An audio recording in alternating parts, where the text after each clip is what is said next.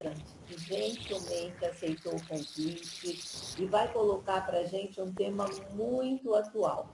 Até eu ia perguntar para ele se poderia gravar, mas parece que já foi iniciada a gravação. Eu coloquei, já iniciei já. Tá, então fica autorizada, né? Porque tem muitos alunos que às vezes trabalham no sábado e tinham pedido se poderia gravar, que eles gostariam de assistir, porque o tema realmente é bem atual. Então, Nonino, eu te agradeço muito, né, por esse carinho, por sempre aceitar o nosso convite, por ser esse professor top, né? Então, muito obrigada e vamos começar a nossa palestra. Muito bem. Bom dia, então, a todo mundo. Bom dia a Silvia. Obrigado pelo convite de estar aqui com vocês nesse sábado letivo. A Silvia já tinha me convidado há um tempo atrás, mas devido às minhas disponibilidades de horário com a outra escola, deu certo para a gente estar hoje nesse sábado letivo. Tá? E quando eu pensei no tema para a gente trabalhar o sábado letivo, né, ele é um tema que envolve um contexto muito grande, né? Ele envolve contextos de marketing digital, ele envolve contextos polêmicos, ele envolve contextos de segurança, no contexto da segurança da informação, que é uma das áreas que eu trabalho enquanto professor de tecnologia, mas eu acho que o contexto principal que a gente precisa tirar disso é aquilo que a educação tem a ofertar neste momento, né? Aquilo que nós, como educadores, temos que ofertar. A escola tem que ofertar. Tá? Alguma parte do material que eu trago aqui, ele está sendo composto pela minha pesquisa de mestrado, né? Tá sendo incorporada na minha pesquisa de mestrado, mas também a questão hoje desse documentário, que eu não sei se muitas pessoas já tiveram acesso a ele, que estava no Netflix, mas que tem aí uma repercussão pelo Google, pelo YouTube, que chama-se O Dilema das Redes, né? E ele já está sendo considerado não mais só como um documentário, mas um documentário drama, porque expõe uma realidade hoje que é evidente no contexto aí das redes sociais. Bom, primeira coisa que a gente precisa pensar é que em tempos de pandemia, tá? Pensando lá em fevereiro, março de 2020, nenhuma empresa, nenhuma organização imaginava que aconteceria uma transformação digital como aconteceu nesses últimos 6, 7 meses, tá? Nenhuma empresa ou 8 meses, nenhuma empresa tinha ideia do que poderia vir a acontecer, tá? E é interessante, né? Porque essa transformação digital nas empresas, e não só nas empresas, nas organizações e também nas organizações escolares, nas escolas, elas não aconteceram por mão de diretores executivos e muito menos por diretores da área de tecnologia. Elas startaram e se transformaram nesse período por essa mudança que nós fomos obrigados a passar. E, ao mesmo tempo, isso evidenciou, né, claro, um abismo entre muitas empresas. Muitas entenderam que não tinham condições de fazer essa transformação digital e entenderam que tinham que fechar as portas. E muitas abriram-se a essa transformação digital e estão tentando se manter aí nesse meio. Tá? A transformação digital, o contexto digital não veio só para as empresas, ela veio para nós. Principalmente para nós, seja nós trabalhando numa empresa, ou seja nós buscando uma colocação no mercado de trabalho. Não há hoje espaço para a gente não pensar que o digital, que a tecnologia, ela faz parte 100%, né? Ela vai fazer parte 100% da nossa vida. Não há como mais pensar a gente fora desse mundo digital. Não há como mais a gente pensar fora desse ambiente. Porque esse ambiente, ele chegou acelerado com a pandemia, mas a partir de agora ele vai digitar muitas regras para as pessoas. Então, a busca pelos conhecimentos, a busca pela formação, mas não só uma formação por fazer, né? Não só uma formação tecnicista, mas uma formação também crítica, porque a gente também não pode só ofertar uma formação, ou pensar numa formação, ou buscar uma formação, só, por exemplo, para eu aprender uma fórmula do Excel. Vamos pensar assim. Não, eu tenho que pensar no contexto do que eu posso utilizar, né? Qual é a melhor utilização e qual não seria a melhor utilização, por exemplo, de uma fórmula do Excel. Então, a transformação digital, ela tem que nos impulsionar, mas impulsionar numa forma também crítica, numa forma também saudável, a fim de a gente entender aí o que é interessante e o que não é interessante. Segundo uma pesquisa, saiu agora em junho de 2020, pela FGV, pela Fundação Getúlio Vargas, tá? O Brasil hoje ele tem 424 milhões de dispositivos digitais em uso. Tá? Quando se fala de dispositivos digitais, nós vamos falar sobre computadores, nós vamos falar sobre tablets, nós vamos falar sobre celulares, smartphone, tá?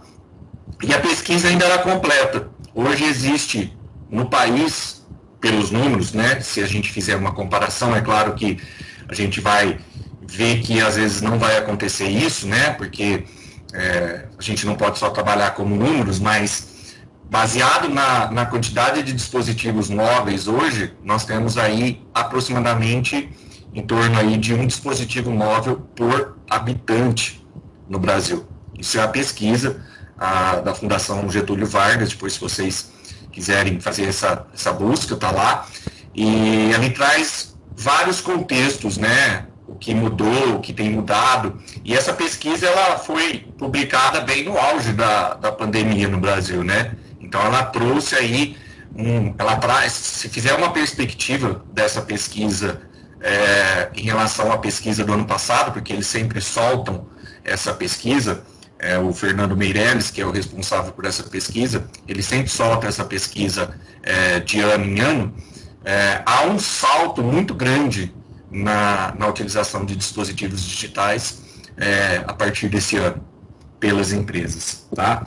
Então, é interessante a gente pensar que hoje o mercado, a forma de mercado, ela mudou. As empresas mudaram. Para as empresas colocarem os seus funcionários para trabalhar em casa, elas tiveram que pensar, elas tiveram que se organizar, elas tiveram que se reestruturar. Porque até então, toda a parte tecnológica estava ali, dentro da empresa, sob os cuidados de profissionais da área de tecnologia, profissionais da área de segurança, e aí as pessoas vão para casa para trabalhar em home office. Então, um dos principais pontos aí que, nesse contexto digital, as empresas precisaram pensar, foi o contexto da segurança. Foi o contexto de pensar que, se eu tenho um funcionário trabalhando em casa, e ele está acessando o meu banco de dados aqui, ele está acessando os meus sistemas aqui, qual é a segurança que isso tem que ter? Qual o caminho seguro que isso tem que ter? Porque daqui a pouco a gente vai ter tentativas de invasão, tentativas de roubo de dados, como aconteceu, como aumentou muito. Então as empresas também passaram a pensar. E não só isso, mas também a questão do suporte. Então, ao mesmo tempo também que nós tivemos aí, pensando aí nesse contexto digital, a perda de mercado de trabalho, nós também estamos tendo a necessidade da contratação de profissionais, por exemplo, na área de tecnologia com conhecimento em segurança, ou que tenham uma habilidade para fazer um apoio, um suporte para funcionários que estão trabalhando em casa. Então, a pandemia trouxe esse cenário, tá? A pandemia trouxe um cenário para a área de aplicativos nunca vista. Por exemplo, hoje a gente tem aplicativos, eu trouxe aqui uns prints dos meus aplicativos de tela aqui.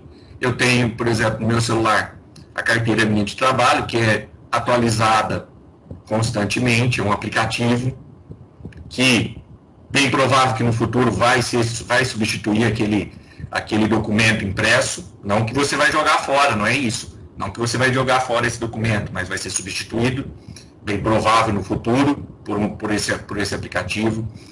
O próprio aplicativo do Fundo de Garantia, o aplicativo do meu INSS para acompanhar o processo de aposentadoria, fazer as solicitações, tá? Agora, nessa eleição, nós já estamos vendo que já estão se pedindo para que a hora que a gente for votar, que a gente dê prioridade por levar, por exemplo, o aplicativo do e-título, pelo fato de não se ter o contato com o documento, pelo fato de não se ter o contato ali, o aplicativo pode ser mais seguro na relação de voto. E aí eu destaquei aqui um aplicativo bem no centro aqui da minha tela, né? Porque as empresas hoje estão muito trabalhando com isso. Nós falávamos isso ontem na aula à noite com a turma de desenvolvimento, né? Essa parte de desenvolvimento de aplicativos, para quem vai trabalhar com programação, para quem vai trabalhar na área de TI, é uma área que vai fazer parte agora do contexto das empresas, das software houses. Elas vão estar desenvolvendo, elas vão estar pensando cada vez mais em desenvolver. Por quê? Porque se eu tenho pensando no Brasil um dispositivo móvel por pessoa, significa que esses dispositivos móveis vão ser utilizados.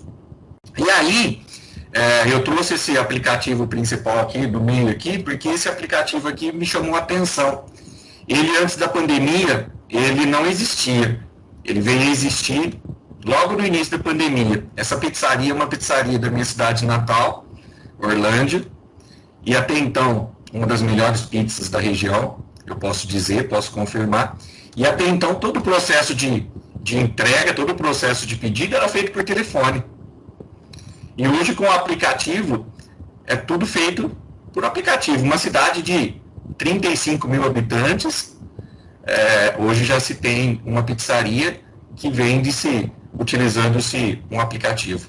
E é claro que a tecnologia, a gente, com esse contexto digital, com a tecnologia, a gente pode ver outros aplicativos. Eu poderia encher essa tela aqui com vários e vários outros aplicativos que trazem benefícios para a nossa vida grandiosos, né?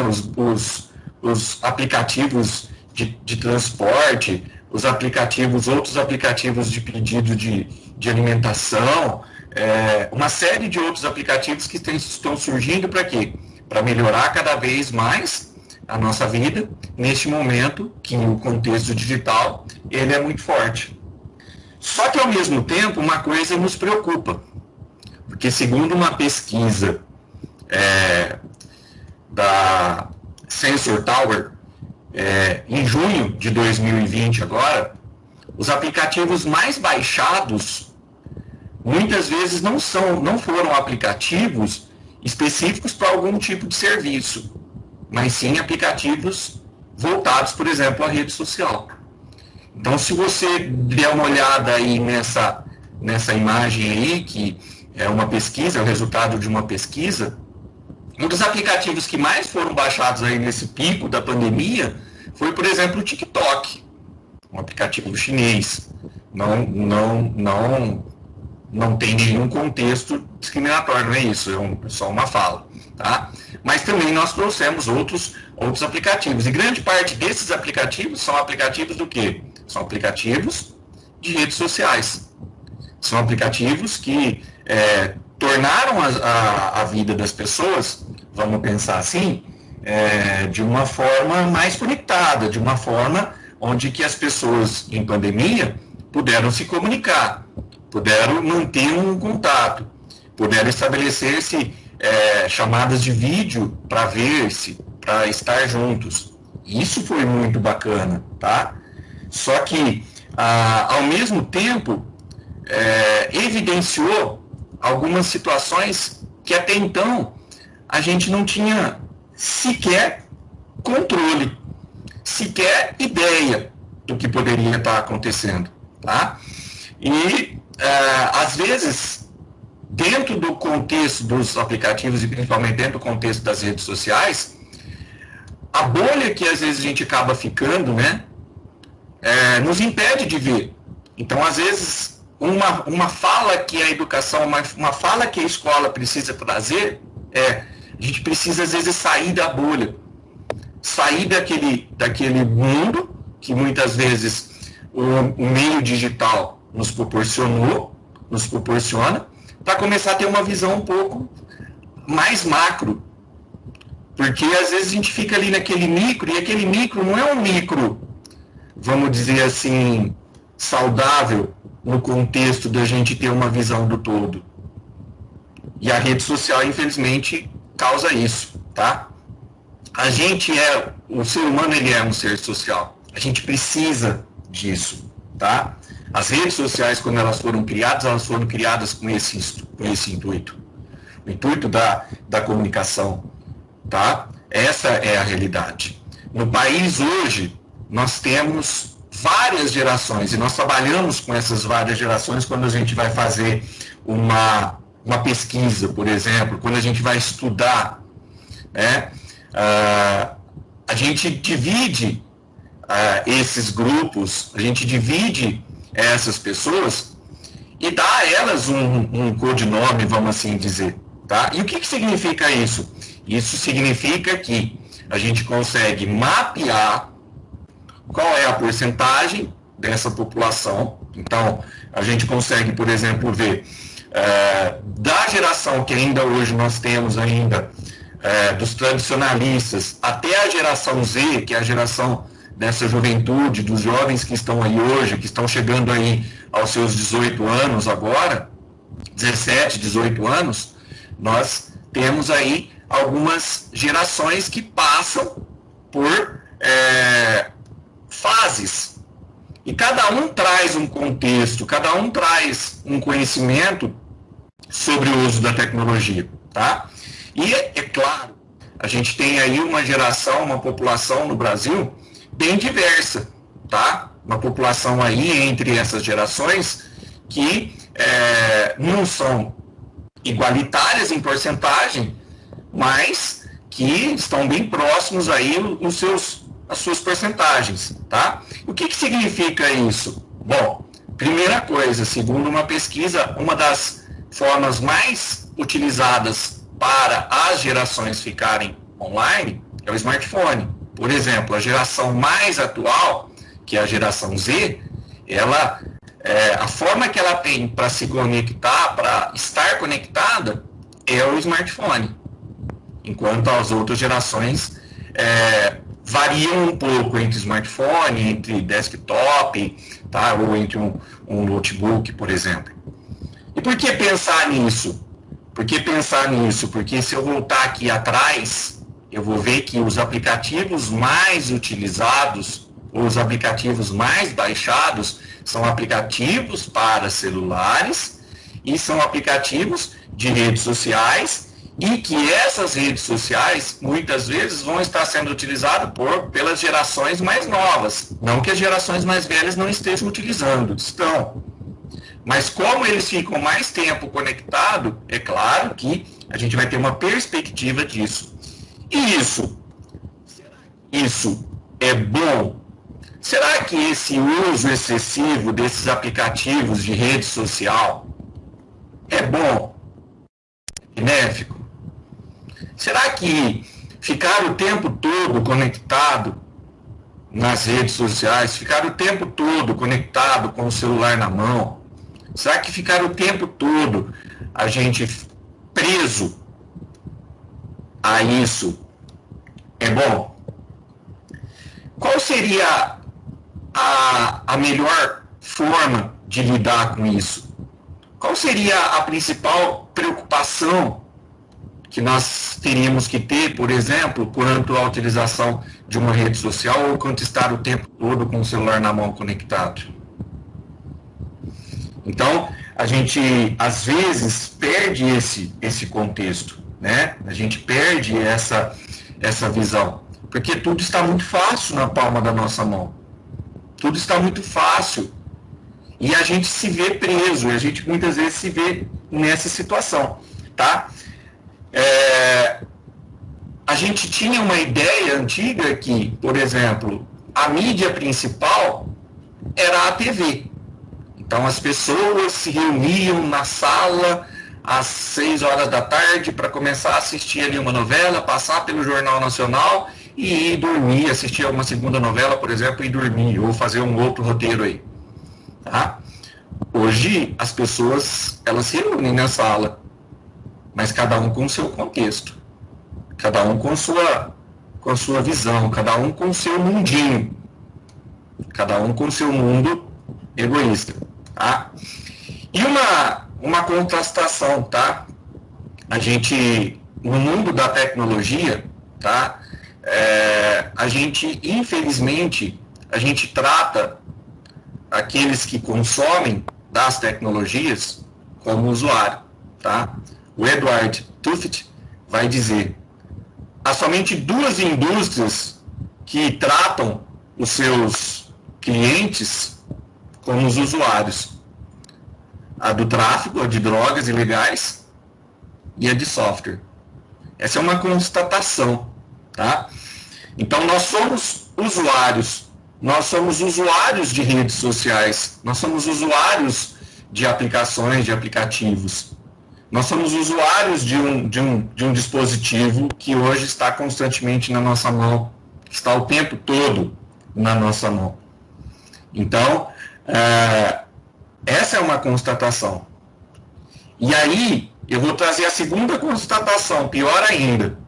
Se para a tecnologia nós não estamos pagando, então nós não somos cliente. Se nós estamos nos utilizando de aplicações, de tecnologias de forma gratuitamente, alguém está pagando por isso. E se nós não estamos pagando, então nós estamos nos tornando produto. Isso é uma constatação forte para nós. Por quê? Você paga para ter acesso ao Facebook? Não. Você paga para ter acesso ao TikTok? Não. Você paga para ter acesso ao Instagram? Não. Tudo é gratuito. Tudo é gratuito. Se você não paga, como que essas empresas do Vale do Silício se mantêm? Quem está pagando por isso? Alguém por trás está pagando por isso. E se alguém está pagando por trás, essa pessoa é cliente. E nós? Nós somos o produto. O produto que essa empresa precisa alcançar. Que essas empresas, porque esses clientes que estão pagando as redes sociais, precisam alcançar. Então, muitas vezes, nós vamos, nas redes sociais, no uso da tecnologia, se tornar produtos de análise, produtos de visão de mercado para, por exemplo, as redes sociais. Ah, mas o senhor está sendo muito duro. Não. Por exemplo, segundo uma pesquisa, as 10 maiores empresas de tecnologia do mundo que estão lá no Vale do Silício, se a gente for dar uma olhada, as 10 maiores empresas, dessas 10 maiores empresas, algumas delas sequer têm um produto. Sequer tem um produto físico. Por exemplo, se a gente olhar a Microsoft é uma empresa que tem um produto, tem um sistema operacional. Né? Tem lá toda uma cadeia de sistema operacional, de suporte, de softwares e etc. A Apple Tem uma cadeia de sistemas operacionais e uma cadeia de hardware. E o Facebook, que hoje é dono do WhatsApp, que hoje é dono do Instagram, o que ele tem? Ele tem uma cadeia enorme de produtos, pessoas, que ele vai trabalhando para gerar dados para aquilo que a gente vai chamar, por exemplo, hoje de Big Data, não só o contexto do Big Data, mas vão gerando dados, vão alimentando situações, vão trazendo informações para que quem é cliente do Facebook, quem paga mesmo pelo Facebook, quem mantém realmente o Facebook, compre os acessos, ou compre os rastros, ou compre aquilo que nós acabamos fazendo dentro dessas redes. Então, isso é bom, isso é ruim? Sinceramente, não sei dizer.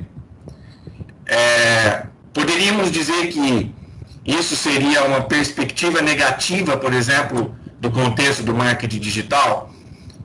Sim e não, porque a gente sabe que as melhores empresas e os melhores profissionais hoje de marketing digital, por exemplo, eles não olham mais os produtos, ou eles não olham mais as suas publicações baseadas, por exemplo, somente em curtidas. É muito mais que isso. Tem todo um contexto muito mais aprofundado para saber se um determinado produto ele está tendo uma boa aceitação. Mas nas redes sociais, muitas vezes, o que conta é seguidores, curtidas, comentários. Isso são parâmetros para que, por exemplo, o algoritmo, o código de programação que está por trás de uma rede social leve em conta para determinar uma visão daquele grupo, daquele mercado, daquelas pessoas. Tá? E isso é uma realidade. Então, a realidade que a gente tem que entender é a seguinte: os anunciantes, aqueles que anunciam nessas plataformas, eles pagam, então eles são os clientes. E nós, os usuários, acabamos sendo o produto desses anunciantes, porque eles precisam nos atingir, eles precisam nos comprar, eles precisam ter nós grudado na tela do celular, grudado ali o tempo todo, conectado o tempo todo nas redes sociais. Conectado o tempo todo, por quê? Porque quanto mais nós estivermos conectados, ou quanto mais nós estivermos em conexão, mais há a possibilidade de acontecer esse tipo de marketing, esse tipo de propaganda nas redes sociais. Então, se a gente olha, por exemplo, por essa constatação de que, por exemplo, um Facebook que não tem uma produção, que não te vende um produto físico, que não te vende um smartphone, que não te vende um computador, ou que não te vende um software, mas que te dá um acesso gratuito, por detrás disso ele tem alguém que está mandando, tá? Uma constatação: o uso excessivo das redes sociais destrói os relacionamentos e torna as pessoas egoístas. Trazendo um pouquinho desse contexto do documentário do Dilema das Redes, quem depois for assistir ou quem já assistiu, tem uma cena no documentário que me chamou muito a atenção, que é impactante. A família está reunida para um jantar, conseguimos se reunir, todos com seus celulares na mão, e aí a mãe da família, né, a mãe como organizadora de tudo, como sempre ela tinha comprado um pote desses tipo Tupperware, só que a tampa dele tem uma programação para travar a tampa, para que o que tiver ali dentro não tenha acesso, a não ser no horário programado ali, naquele horário de tempo programado. e ela pega, coloca os celulares de todo mundo que estava na mesa dentro desse pote, tampa esse pote, programa esse pote para poder ser aberto só daí 1 hora, mais ou menos. Só que os celulares começaram a mandar mensagens, começaram a disparar atualizações, começaram a chamar. E uma das filhas desse casal, uma adolescente, começou a ficar incomodada. E ela pediu para a mãe abrir, a mãe falou que não, que ali agora ia ser um momento que eles iam conversar, e a conversa não acontecia, as pessoas não trocavam informações. No impulso, a menina de uns 12, 13 anos vai até a gaveta, pega um martelo, desses martelo de carne, e arrebenta o pote inteirinho para pegar o celular dela. Porque ela não conseguia mais ficar minutos, ou ela não conseguia ter esse momento de relacionamento. Então, de uma certa forma, o uso excessivo nos torna pessoas egoístas, tá? E isso, muitas vezes, é causado por aquilo que nós temos. Nós temos no nosso cérebro uma coisa que chama-se dopamina. A dopamina, ela é responsável por quê? Dentro do nosso cérebro, por ela ser um neurotransmissor, ela nos dá a sensação de prazer e de recompensa. Só que muitas vezes isso é um círculo vicioso que nunca acaba no nosso cérebro. Tá? Essa é uma ideia. Tá? Essa é uma realidade. Isso acontece. Os estudiosos neurologistas podem muito bem explicar isso. Nós temos um círculo vicioso de dopamina. Então a gente precisa sempre, para ter essa sensação de recompensa, para ter essa sensação de prazer, para ter essa sensação de ser alguém, né, de nos, como diria, de nos saciarmos, a dopamina tem que ficar sendo lançada em doses. Tá? Então, se a gente parar para pensar, como será que o algoritmo de uma rede social consegue ativar, por exemplo, a nossa dopamina? Tá? O algoritmo, ele está sendo pensado para quê? Para constantemente ativar em nosso cérebro uma dopamina. Constantemente. Como? Eu fiz uma publicação. Eu fico aguardando para ver quantas curtidas a publicação teve.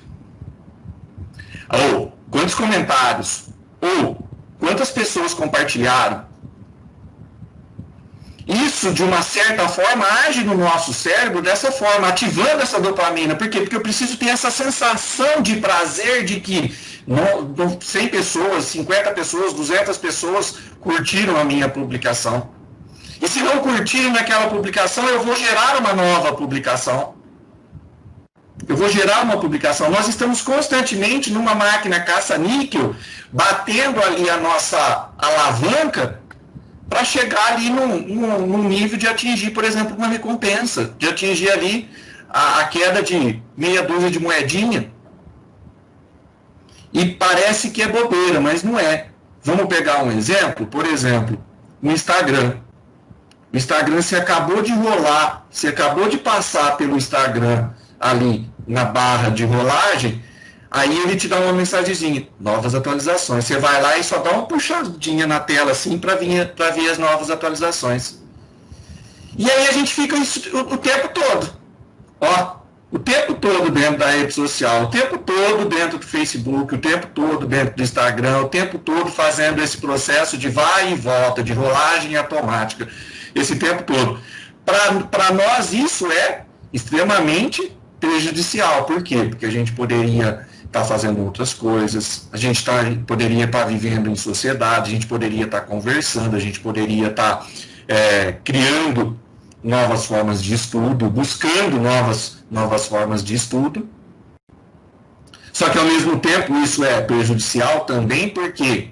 porque por trás também desses algoritmos, muitas vezes as mensagens que vêm para nós são para ativar a nossa dopamina, por quê? Porque elas muitas vezes são baseadas naquilo que eu tenho como registro, naquilo que eu fiz de pesquisa, naquilo que eu estou deixando de rastro, naquilo que eu deixo destacado.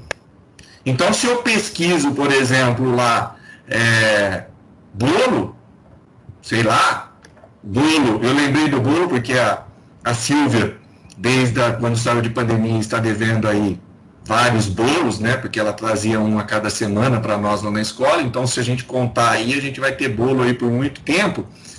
Então, pensando nesse contexto do bolo,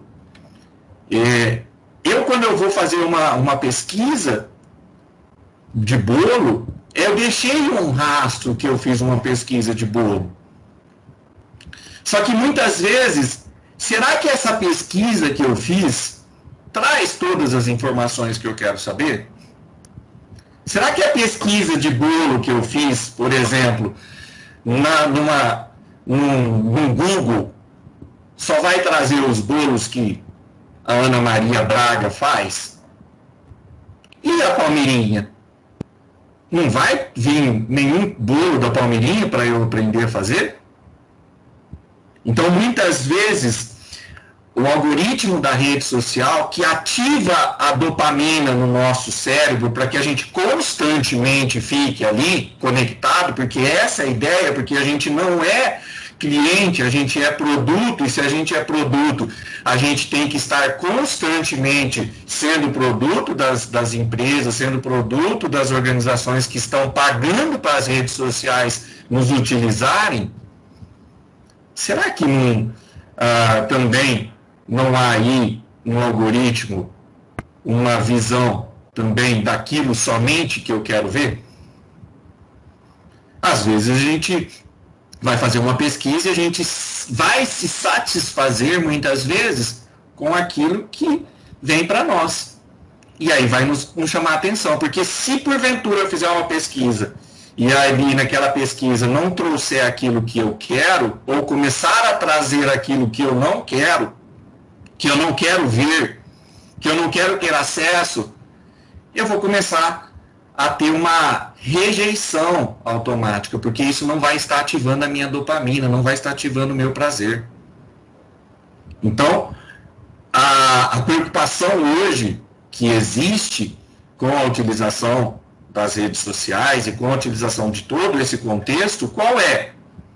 É que, por ativar um prazer imediato em nosso cérebro, esse prazer imediato tem que ser constantemente alimentado. E para ser constantemente alimentado, a gente fica constantemente conectado. E se a gente está constantemente conectado, a gente vai estar constantemente sendo alvo de empresas, de pesquisas, para saber as nossas opiniões ou para saber os nossos gostos, ou para transformar esses nossos gostos em produtos, em vídeos e uma série de situações. É preciso fazer uma mudança, né, na forma como que a gente trabalha. Quando eu pensei nesse texto, eu estava procurando uma imagem para trazer para esse texto. Essa imagem foi extremamente forte, né? A geração Z, ela já começa a usar muito mais, tem um uso muito mais acentuado de tecnologias já lá na infância, né? É um facilitador hoje, é uma forma de se facilitar, né? Por exemplo, você vai para um ambiente onde que você quer conversar com as pessoas, às vezes a criança está um pouco mais arteira, está querendo, ou está um pouco mais nervosa, ou não está querendo ficar ali.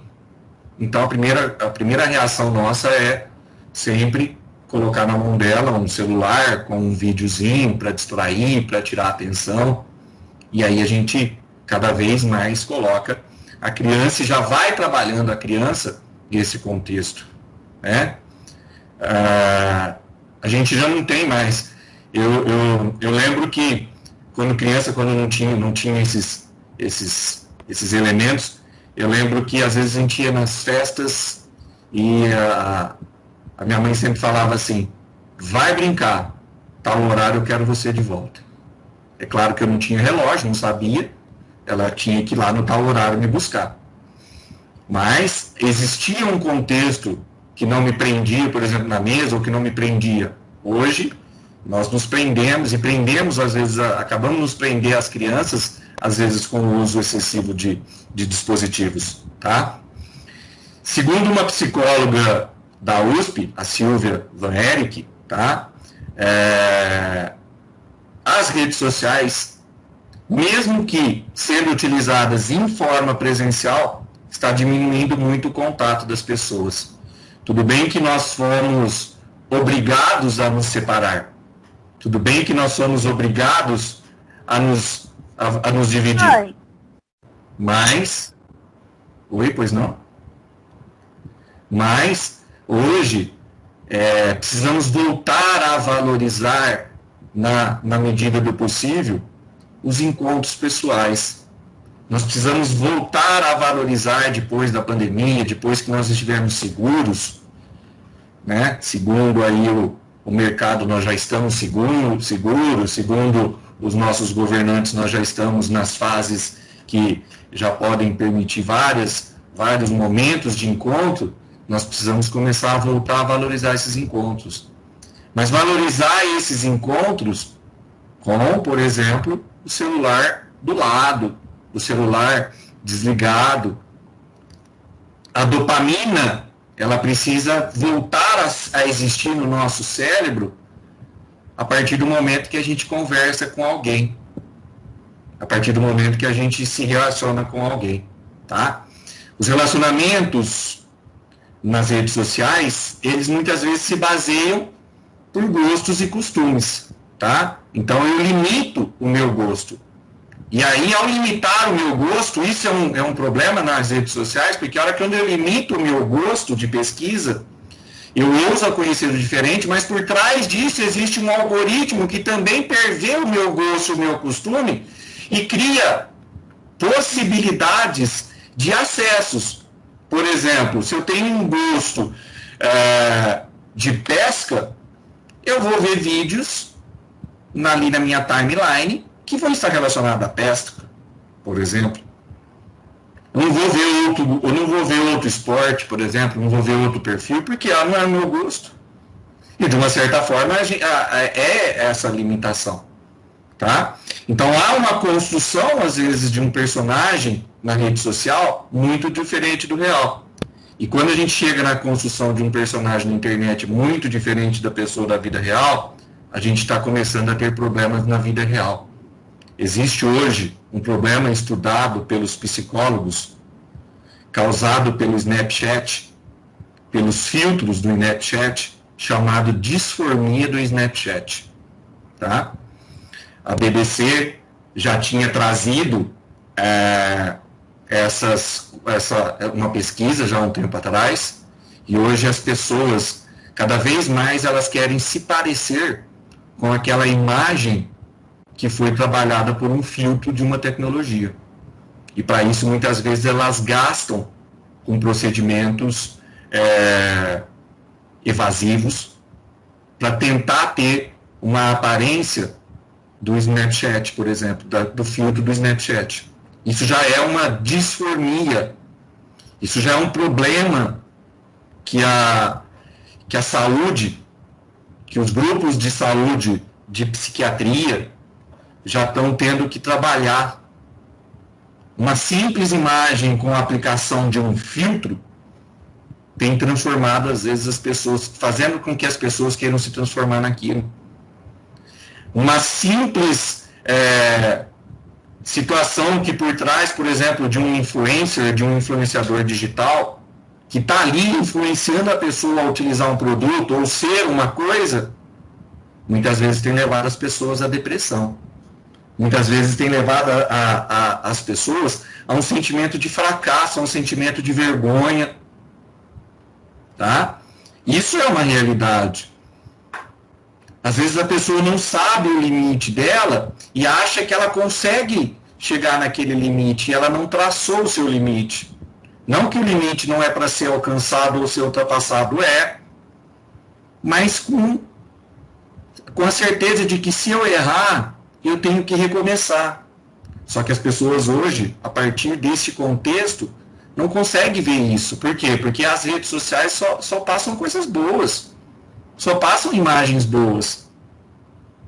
Né? O influenciador digital é o cara que está se dando bem, na aplicação da Bolsa de Valores, está se dando bem com o seu corpo escultural, todo ele moldado, a sua barriguinha toda cheia de gominho, por exemplo, ou aquele rosto maravilhoso e bonito, porque ela passa um produto XYZ, e aí a realidade muitas vezes não é essa.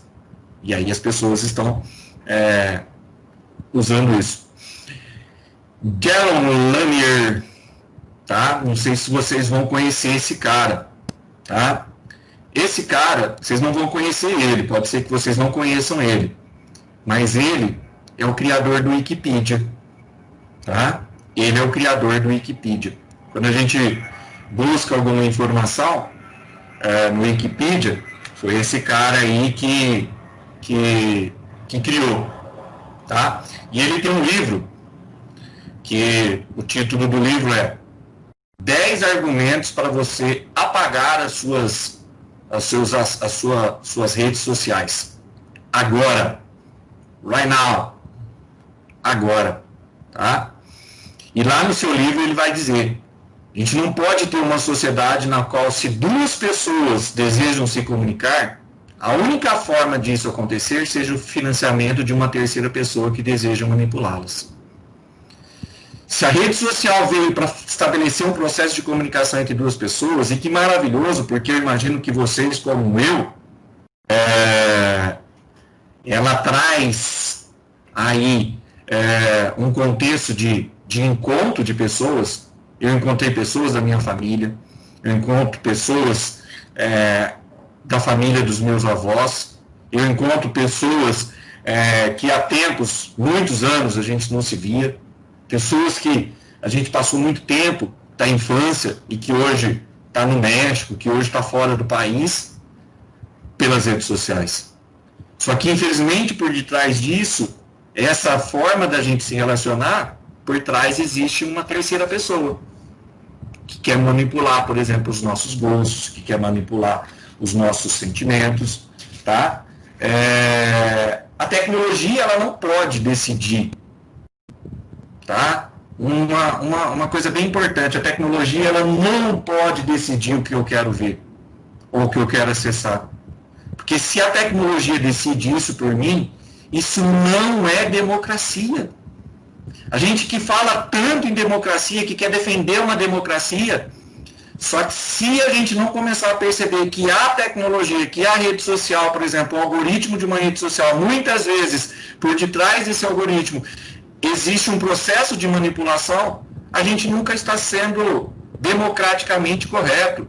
E aí, democraticamente correto, eu não estou falando só de política, não, porque muitas vezes eu quero procurar alguma coisa, como eu volto a falar lá do caso do bolo. Eu quero procurar um bolo e quero ter a opção democrática de escolher o bolo da Ana Maria Braga, como eu quero escolher o bolo da Palmeirinha. E como eu quero escolher o bolo da Silvia Goraeb, por exemplo. Essa é a questão. E muitas vezes a gente não encontra nisso. E aí você pode falar assim, qual é a certeza que você tem disso, professor? Se você fizer hoje uma pesquisa no Google sobre um assunto qualquer, tá? Primeiro, os principais parâmetros do Google para te trazer um retorno da sua pesquisa vão estar sobre aquilo que você criou, aquilo que você tem de perfil de gosto e costume, tá? E segundo, a sua geolocalização. Então, os resultados de pesquisas, quando você faz uma pesquisa no Google, elas se baseiam no seu gosto, que o Google está aprendendo, que o Google aprende, tá? Que o algoritmo do Google de inteligência artificial aprende, e a sua geolocalização. Então, você se prende no mundo. Então você se prende numa bolha, você fica preso numa bolha. Porque se eu estou preso na minha geolocalização, mais no meu gosto, no meu costume, como que eu vou conseguir, por exemplo, entender o gosto e o costume de outra pessoa? Ou como que eu vou conseguir, por exemplo, ter uma opinião diferente, uma opinião crítica? Se eu só sou alimentado ou se eu sou manipulado por aquilo que ou eu gosto ou aquilo que, por exemplo, naquele determinado momento, a rede social está tentando me ofertar, está tentando me oferecer, tá? MIT, tá?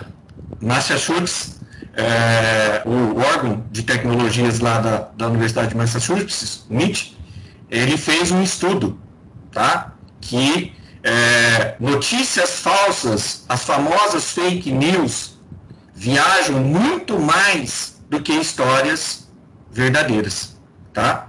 E ela vai revelar que não são exclusivamente bots, não são exclusivamente robôs que divulgam, mas sim pessoas.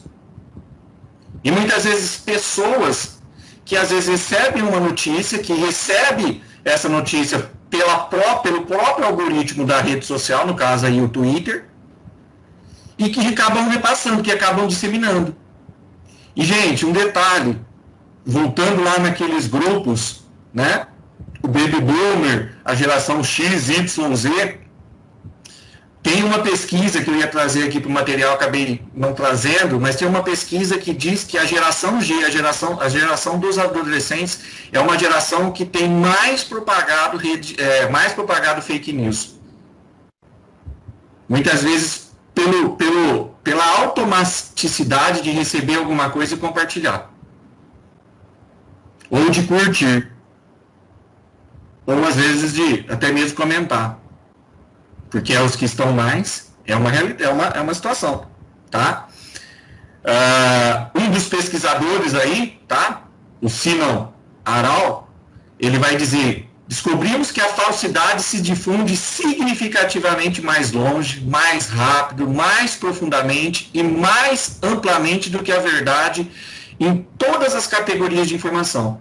E em muitos casos por uma ordem de magnitude. Tá? Então ele tem um artigo, tá aí o link do artigo, depois se vocês quiserem ler, depois eu deixo o material, que ele vai dizer que as fake news, elas se propagam impulsionadas, tá? E elas se propagam impulsionadas. E por que aí a gente vai fazer uma pergunta, e por que, por exemplo, os criadores do Twitter, os criadores do Facebook, os criadores do Instagram, não bloqueiam isso?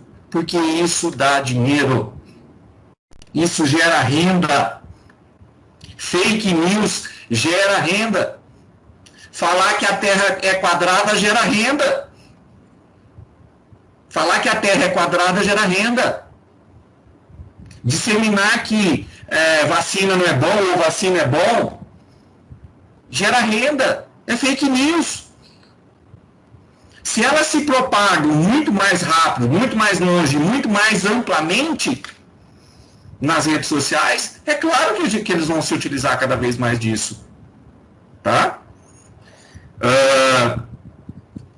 Esse é o cara que comandou os estudos do filme, desse documentário aí das redes, o Dilema das Redes. Tá? Ele é um cara que trabalhou por muito tempo como CTO na Google. CTO é o diretor de tecnologia, ele trabalhou muito tempo na Google e ele tem sido considerado, tá? Hoje ele foi chamado como a voz da consciência, tá?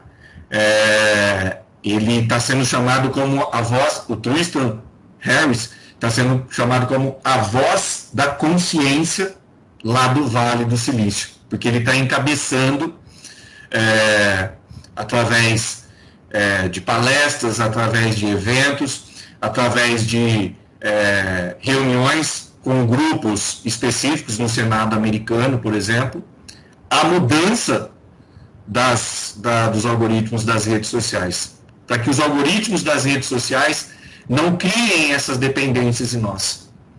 para que a gente tenha opção de escolha, para que a gente tenha condições de escolher o que eu estou vendo. E que por detrás daquilo que eu estou pesquisando não tem alguém determinando algo. Então ele tem sido aí. Isso daqui é uma imagem da Fundação Getúlio Vargas. Isso daqui foi a última eleição presidencial dos Estados Unidos, não agora, de 4 anos atrás. Tá? Isso foi uma ideia do que é uma polarização. Tá? Polarização é quando as pessoas estão dentro de uma bolha, dentro de um grupo, tá? Então, ali, você tinha ali, naquela época, um grupo que era da situação e outro grupo que era da oposição. Só que você não tinha interligação, você não tinha ali que eles chamam, né, de mediadores. Você não tinha esse elo de mediação, tá? E aí é claro que nas bolhas a facilidade de haver a publicação de notícias falsas, de fake news, se torna muito grande. Então é muito fácil. Por quê? Porque você está vendo aquilo que está na sua bolha. Você vê aquilo que está no seu grupo. Você recebe informação verdadeira ou falsa, porque a gente sabe que as falsas se difundem muito mais longe, porque é estudo do MIT, do que as verdadeiras. Então elas se disseminam mais onde? Naquilo que é polarizado. Então aí a polarização faz com que rompa essa democracia. E a polarização, gente, não é só questão de política. É claro que fica evidente o contexto político, mas uma polarização que muitas vezes separou pessoas hoje, que fez com que famílias que tinham opiniões diferentes brigassem, se não parassem de conversar, e etc. Tá? Aí a pergunta que fica: depois de notícias falsas, Facebook quer combater as bolhas? Não. Na bolha azul eu atuo de um jeito, com uma propaganda, com um grupo específico, com um marketing de alguma coisa específico, e na bolha vermelha eu atuo do outro jeito. E se precisar divulgar fake news para que esses grupos, para que essas empresas ganhem e lucrem mais, a gente vai fazer isso. Esse é o contexto. Tá? Uma sugestão de livro, tá? O Negócio Sujo das Fake News, do Fernando Guilherme.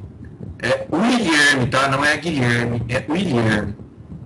Então, há um mundo lucrativo e antiético nas fake news provocados pelas redes sociais, tá?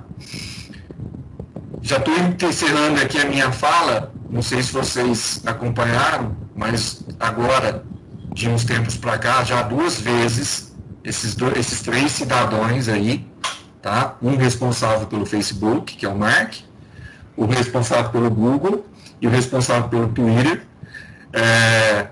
foram convocados pelo Senado americano. O Senado americano chamou eles e convocou eles porque já sabe-se que eles, as redes sociais que eles administram, são os algoritmos que existem por trás deles, são as formas mais sensíveis e visíveis que causam desinformação, que criam desinformação, que utilizam-se de dados, que esses dados muitas vezes estão sendo utilizados para fraudes. Eles foram convocados no Senado. Aqui no Brasil nós tivemos, né, eu esqueci o termo, das fake news, né? Nós tivemos lá no Senado a investigação das fake news. Só que a investigação das fake news no Senado, ela aqui no Brasil, né, não avançou muito. Por quê? Porque a ideia principal era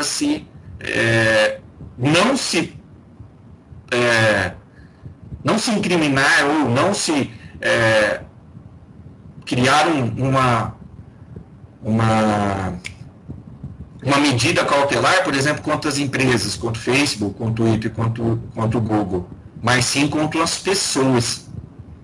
Contra as pessoas. Então, a ideia que chegou num determinado momento era que lá na CPI das fake news, essas empresas, como Facebook, como Twitter e como Google, pudessem disponibilizar quem eram as pessoas, né? Quem por trás estavam fazendo essa disseminação.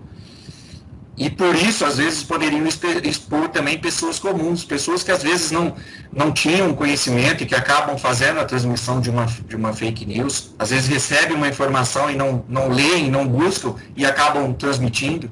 Então, eles queriam muitas vezes isso. É claro que iam ter pessoas que iam estar com um grau de transmissão maior, mas aqui no Brasil não andou. Já no Senado americano, eles terminaram essas audiências e, segundo o Mark Zuckerberg, ele disse que a ideia, a partir de agora, é tentar mudar esses algoritmos para que esses algoritmos não criem mais o contexto da bolha, não criem mais a disseminação de desinformação, não permitam que os nossos dados sejam utilizados, por exemplo, por empresas que querem lucrar através da utilização dessas redes. Então, já há aí lá nos Estados Unidos, por uma ação do Senado, uma nova visão, mas mesmo assim ainda é muito cuidadoso. E nós, se em nível macro está desse jeito, agora vamos voltar para nós. Como que a gente deve se proteger dessa exposição, desse marketing que acontece por causa das redes sociais, por causa desse algoritmo? Primeiro,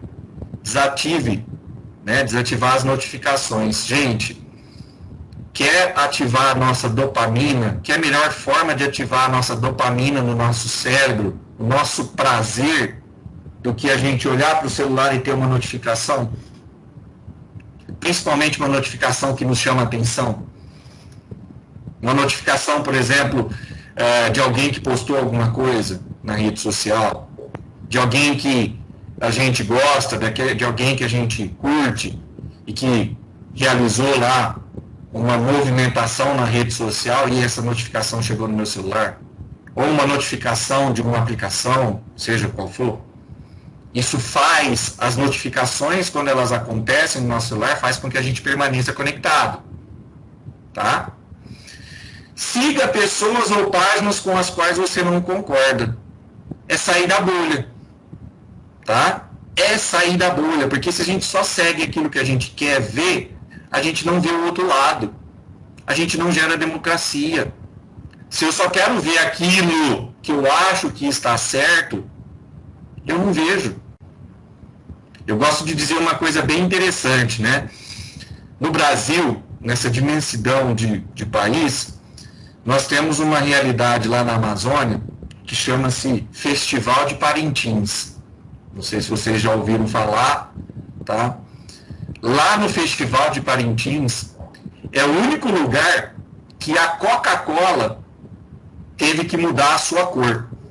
É o único lugar que a Coca-Cola, ela é vermelha, mas ao mesmo tempo ela é também azul, a cor do seu concorrente principal. É o único lugar, depois vocês podem fazer essa pesquisa, é o único lugar, por exemplo, que o Bradesco, de vermelho, passou a ser azul. Porque lá existe um folclore, uma disputa folclórica entre dois, que é o caprichoso e o garantido, onde que o caprichoso ele tem ali a sua cor principal azul e o garantido tem a sua cor principal vermelha. Mas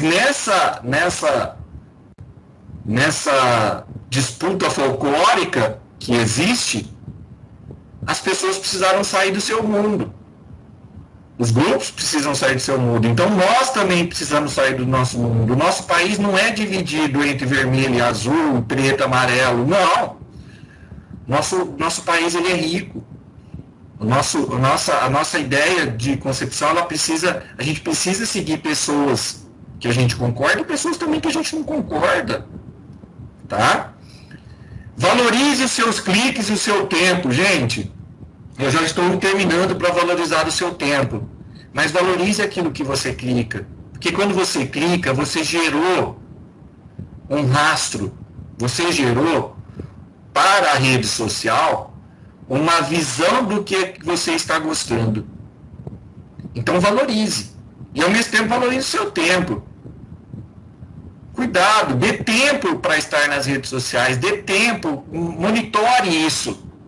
Não fique alimentando, crie novas formas de alimentar a sua dopamina, que não seja a única forma a rede social ficar passando. Tá? E sempre cuidado com as recomendações de vídeos ou conteúdos. Tá? Então cuidado por quê? Porque às vezes a gente recebe um vídeo para falar que tomar água oxigenada, por exemplo, mata o vírus, mata o coronavírus. E aí a gente vai começar a tomar água oxigenada. A gente tem que tomar cuidado e buscar e pesquisar, buscar informações. E, claro, né, gente, na melhor das oportunidades, desconecte-se. Desconecte-se de tudo. A gente está num ambiente virtual, a gente está num ambiente remoto, com aulas remotas, o tempo todo conectado. Nós, professores, morremos de medo de acordar no meio da noite e sem querer pegar o celular e ver que tem ali uma reunião agendada para aquele horário, no Teams. Mas a gente precisa se desconectar. A gente precisa ter momentos mais com as pessoas que estão do nosso lado, com a família. Esse final de semana, por exemplo, eu e minha esposa, nós criamos um final de semana detox de redes sociais. Eu vou terminar a aula aqui, eu vou deixar o meu notebook, vou para a casa da minha mãe, lá na minha cidade natal, e não vou levar o celular, mas não vou levar nenhum outro tipo de tecnologia, para chegar lá e promover a conversa, o debate. Eu tenho visitado pouco a minha mãe, que é do grupo de risco, então hoje, como eu vou fazer essa visita, eu quero promover a conversa. Então, nós precisamos, para isso, nos desconectar. Para isso, estarmos mais voltados às pessoas. Tá? Quem não assistiu, uma recomendação, não fique só preso nesse documentário, tá? Não fique só preso nisso. É claro que o documentário traz um contexto muito maravilhoso, o dilema das redes, tá? Traz um contexto muito bacana, mas procure maiores informações. Depois desse documentário, foi feita uma pesquisa no Twitter se as pessoas iriam se desconectar. Uma empresa internacional fez uma pesquisa. Uma parte das pessoas disseram que iam se desconectar das redes sociais, que iam desinstalar as redes sociais. Outras disseram que não. Outras disseram que não. Tá? Mas, o que eu digo? Comece a pensar o que alimenta realmente a sua dopamina. E comece a fazer um detox. Começa a liberar um pouco mais o seu tempo para outras coisas e para outras atividades. Tá? Se uma Jedi que luta contra o Império se desconectou das redes sociais porque ela estava tendo a sua vida toda exposta e ela percebeu que a rede social dá uma falsa sensação de conexão no mundo virtual, e ela diz que prefere viver no mundo real, se ela, que é uma Jedi, que luta contra as forças ocultas do Império, se desfez das redes sociais, então se você quiser ficar no lado bom da força, também. Isso é uma brincadeira, tá, gente? Eu vi essa fala da Daisy, e ela é uma das Jedis do Star Wars. E ela disse que a exposição que ela vinha tendo nas redes sociais, o assédio, estava fazendo com que ela enlouquecesse. Então aí ela excluiu todas as suas redes sociais para ela focar no seu trabalho. Tá? Então é isso. Encerro por aqui a minha fala aqui, 1 hora de fala aqui. Silvia, alguém tem alguma pergunta? Eu vi aqui algumas falas aqui no chat, estou vendo algumas falas aqui no chat.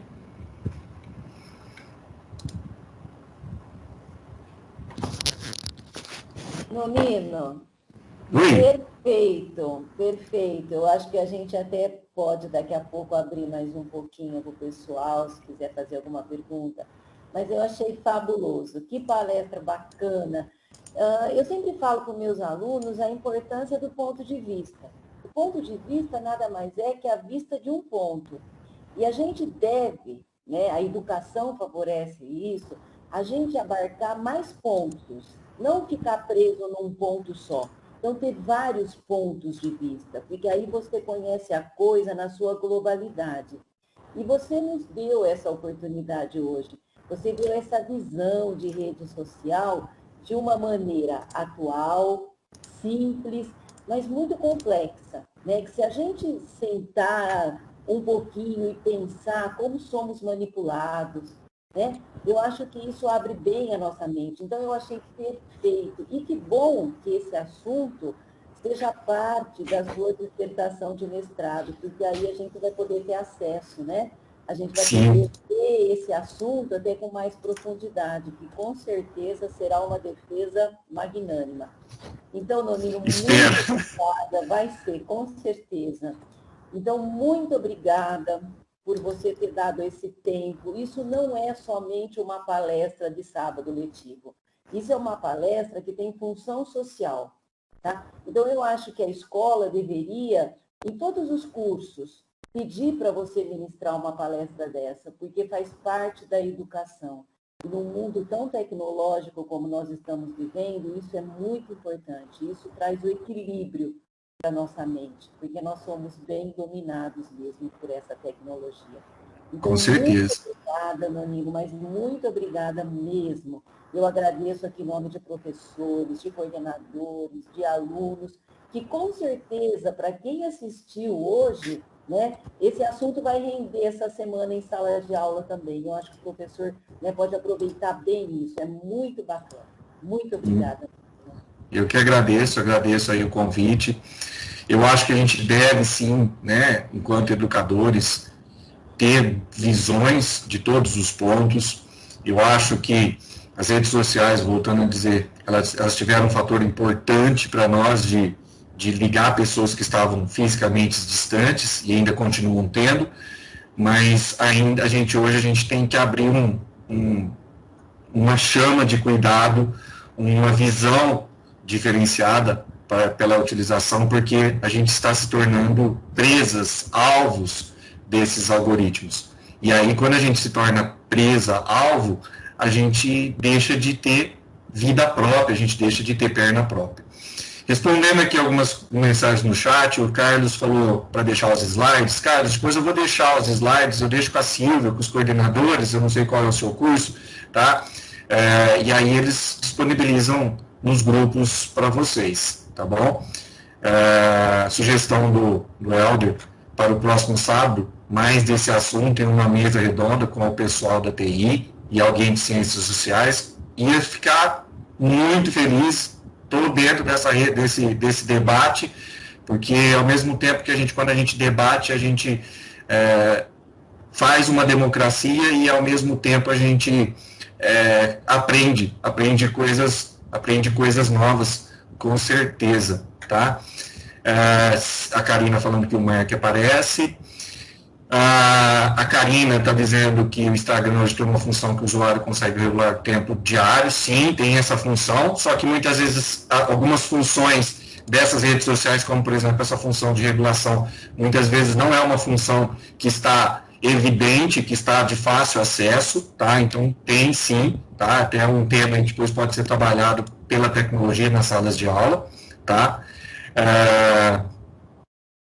O Álvaro está falando que gosta de seguir as páginas de esquerda e de direita, legal, sempre é bom para a gente ter um discernimento aí no âmbito político, mas não só seguir página direita e esquerda, né? Mas às vezes uma página que fala sobre tecnologia, mas ela fala a tecnologia do bem e ela fala a tecnologia do mal, né? Então a gente também tem que ter essas duas visões, porque também às vezes a gente pode polarizar o contexto da tecnologia, e eu falar que a tecnologia é 100% bom, que a tecnologia é extremamente boa, e de fato é boa, como eu trouxe aí várias aplicações hoje da tecnologia que tem mudado a nossa vida, mas também a gente tem por trás ainda da tecnologia muitas coisas que precisam ser mudadas. O Carlos está elogiando a professora Fabiana aqui, que passou isso para eles. Ei, Fabi, sempre junto, até nada aí, tá? Vou mandar os slides. Não sei se esse documentário já está disponível no YouTube, tá? Eu não sei, eu sei que está no Netflix, tá? Eu até não gosto de dizer isso, não. Eu tenho ele, eu fiz download dele pela plataforma do Netflix. Eu consegui fazer o download, mas eu não sei se eu posso repassar por uma questão ética, né? Por uma questão aí de transmissão, tá? Mas eu acho que é muito importante. Fazer um detox aí, tá? É muito bom. Deixa eu ver. Eu agradeço.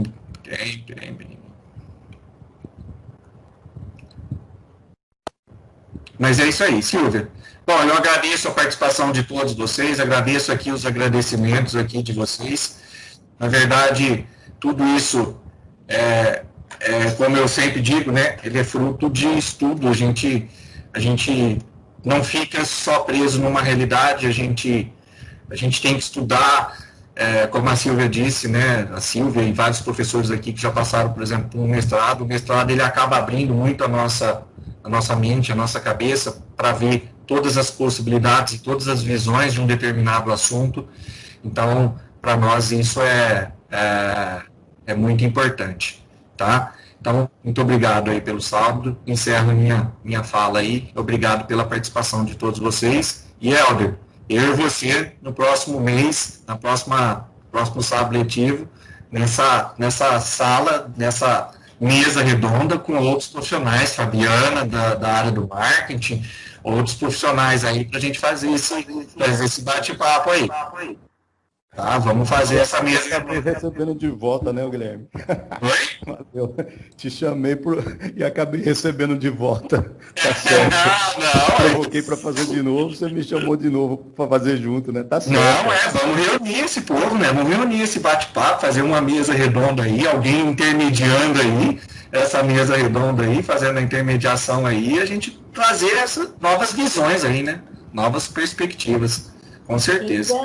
Então eu gostei muito da ideia, professores, achei excelente. Nós temos mais um sábado letivo agora em dezembro. Então eu já vou entrar em contato com vocês, porque essa mesa redonda vai ser um sucesso, tá bom? Então, muito obrigada. Eu não perco a oportunidade, né? Então, não, tá certinho. Então, já estamos com a mesa redonda marcada. Eu volto a entrar em contato com vocês, tá bom? Tá, só depois passa o dia do sábado letivo, Silvio, só para eu ver se eu não vou ter aula lá na outra escola, mas se eu não tiver, nós estamos aí, né? Tá bom? Eu passo sim, gente. Então, muito obrigada. Então, professores, que vocês tenham um excelente final de semana, fiquem com a família, desfrutem e deixem um pouquinho as redes sociais de lado. Vocês vão ver que até a respiração da gente melhora, tá bom? Com certeza. Então, um bom sábado. Muito obrigada, Nonino. Bom? Eu agradeço. Um abraço para todos vocês aí, um bom final de semana. E segunda-feira nós temos aula, né, Silvia? Isso, segunda estamos juntos. E sexta nós temos feriado, né, Silvia? É verdade. Tá bom, um abraço. gente? Um grande abraço, viu? Tchau, tchau.